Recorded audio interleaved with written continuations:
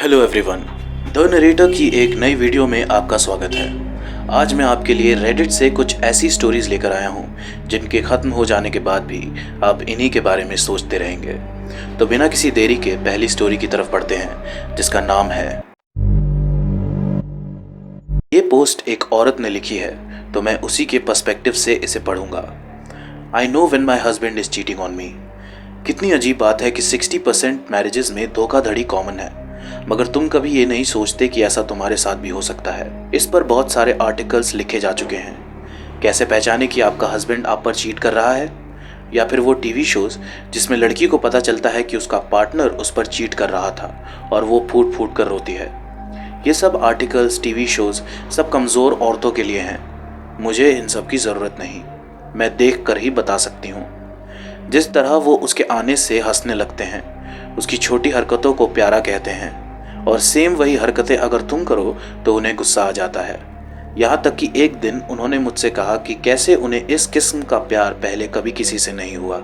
उसके कमरे में आते ही उनकी आंखें चमकने लगती हैं, जैसे मानो वो उसे ही ढूंढ रही थी, और मैं उससे पीछा भी नहीं छुड़ा सकती। वो हर जगह है, जैसे कोई कैंसर हो। उनसे मुझे मिलने वाली सारी अटेंशन को वो धीरे धीरे करके दूर ले जा रही है। मगर ऐसी किसी नकचड़ी लड़की के हाथों अपने पति को खुद से अलग होते हुए मैं नहीं देखूंगी। वो तो शुक्र की बात है कि उसे अभी चलना नहीं आता, इसीलिए उसे डुबा कर मारने में मुझे कोई दिक्कत नहीं हुई। दरअसल ये कहानी एक पागल माँ की है जो अपने पति की अटेंशन अपनी बेटी की ओर जाते हुए उसी से जेलस होकर उसकी जान ले लेती है। मेरी गर्लफ्रेंड और मेरे ब्रेकअप को 3 हफ्ते हो चुके हैं, और मेरी कैट रुक, जो कि उससे बहुत ज़्यादा क्लोज थी, काफ़ी नाराज़ रहने लगी है, जिससे मैं साफ साफ देख सकता हूँ, ख़ास करके जब मैं ऑफिस जाता हूँ, क्योंकि मेरे वापस आने पर मुझे घर के पर्दे उधड़े हुए और टॉयलेट पेपर हर तरफ बिखरा हुआ दिखता है। हद तो तब हो गई जब एक दिन मैं घर आया और सोफे पर एक बहुत बड़ा होल दिखा। मैंने बहुत सारे टॉयज से उसका मन बहलाने की कोशिश की, मगर कुछ काम नहीं आया। एक दिन इंटरनेट पर ब्राउजिंग करते हुए मुझे एक पेट कैमरे के बारे में पता चला, जिससे आप घर से बाहर रहकर भी अपने पेट पर निगरानी रख सकते हो। जानता हूँ कि सुनने में ये बहुत ही अजीब लगता है, मगर मैं अपने पेट्स का बहुत ध्यान रखता हूँ। मैंने उसे ओवरनाइट शिपिंग से अगले ही दिन अपने घर पर मंगा लिया और उससे अपने बेडरूम पर लगा दिया, क्योंकि वहीं रुक सबसे ज़्यादा घूमती थी। अगले दिन ऑफिस में मैंने कैमरा 30 बार से ज़्यादा चेक किया होगा। माइक्रोफोन में रुक से बात भी की होगी। रुक पहले से बहुत ज़्यादा खुश लग रही थी और उसने आसपास की कोई भी चीज़ ख़राब नहीं की थी। चौथे दिन तक मुझे यकीन हो गया था कि रुक की प्रॉब्लम को मैंने सॉल्व कर दिया है। मगर आज जब मैं रात को अपने बेड के ऊपर रुक के साथ पहुंचा और आंखें बंद करके सोने ही वाला था कि तभी मेरे फ़ोन में पेट कैमरे का एक नोटिफिकेशन आता है। मुझे लगा कि मैंने शायद गलती से कुछ ट्रिगर कर दिया हो, मगर जो फुटेज मैंने देखी उसके बाद मेरी अपने फ़ोन पर पकड़ और कसती गई। उस वीडियो में एक लंबा, पतला और एकदम फीके रंग का आदमी, जिसकी आंखें बहुत बड़ी थीं, मेरे ही कमरे में घूम रहा था। उसके कदम किसी कार्टून कैरेक्टर की तरह मूव हो रहे थे और वो कैमरे की तरफ आया, इतना करीब कि मुझे लगा कि मैं उसके सांसों की गंदी बदबू सूंघ सकता हूँ। और उसने कैमरे को आंख मारी और मैंने वीडियो पॉज करके उस तरफ देखा जहाँ वो खड़ा होना चाहिए था, मगर वहाँ कोई भी नहीं था। मैं तुरंत अमेज़ॉन की वेबसाइट पर गया, इस उम्मीद में कि कोई ग्लिच के कारण ऐसा हुआ हो।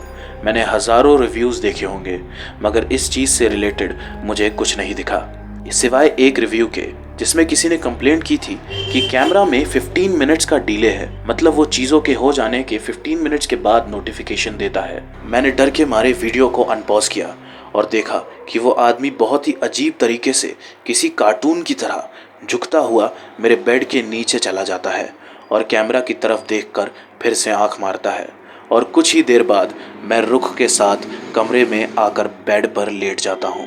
अब मैं इस बेड पर बैठे हुए ये पोस्ट लिख रहा हूँ और आप सबसे कहना चाहता हूँ कि कुछ भी खरीदने से पहले उसका रिव्यू ज़रूर पढ़ें।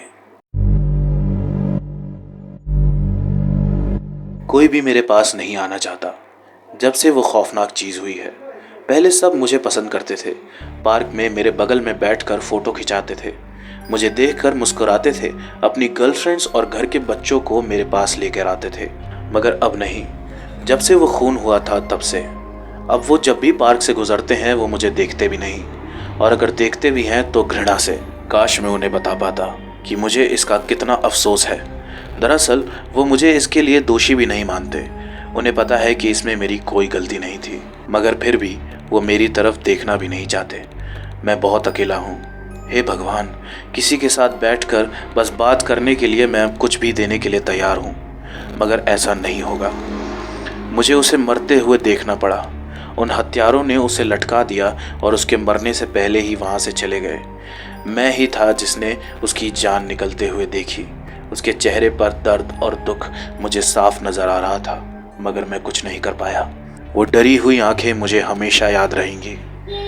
मैं उसकी मदद करना चाहता था, पुलिस को उन मर्डरर्स के बारे में बताना चाहता था और उन बुरे लोगों को हमेशा के लिए जेल में जाते हुए देखना चाहता था, मगर ऐसा नहीं कर पाया और कभी कर भी नहीं पाऊंगा, क्योंकि मैं तो ये तक कंट्रोल नहीं कर सकता कि मेरी डालियाँ, मेरे पत्ते किस तरफ मुड़ेंगे।